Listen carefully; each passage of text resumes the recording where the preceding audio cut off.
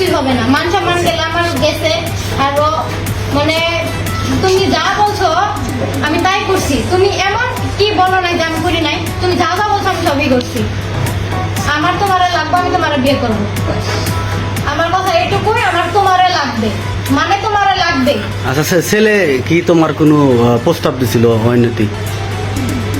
না, হ্যাঁ, আমি ওরা ভালোবাসি, ও আমারে ভালোবাসে।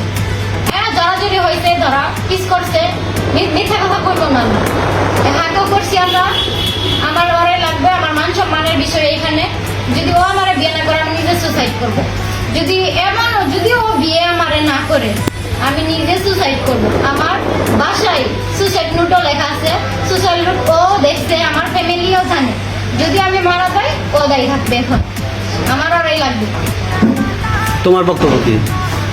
আমার বক্তব্য আমি তো বললামই শর্টকাটে, যে যেহেতু ফ্যামিলিতে ডেকে আনছেন, ফ্যামিলিটা তো পরামর্শ করতেছে, ওই পরামর্শই সই। তো তুমি ফ্যামিলির সাথে কথা বলে তোর ওর সাথে রিলেশন করো নাই? না, এখানে কাহিনী আছে। আমি বলো। রিলেশনের মাসখানিকে যাওয়ার মধ্যেই আমি আমার ফ্যামিলিকে জানাইছি।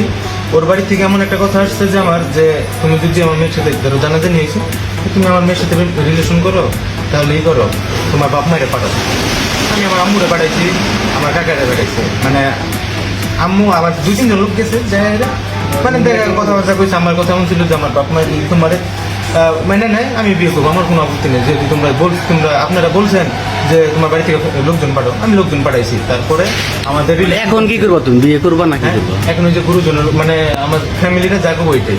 তোমার ফ্যামিলি যদি যা বলে, আমি যদি আমার ফ্যামিলিকে বলতে পারি যে আমার ওই ছেলেকে লাগবে, আমার ফ্যামিলি যদি এখানে রাজি হইতে পারে বিয়ে দেওয়ার জন্য, আমি একটা মেয়ে মানুষ, তোমার ফ্যামিলি কেন রাজি হবে না? ফ্যামিলিরা পরামর্শ করতে কেন? কারণ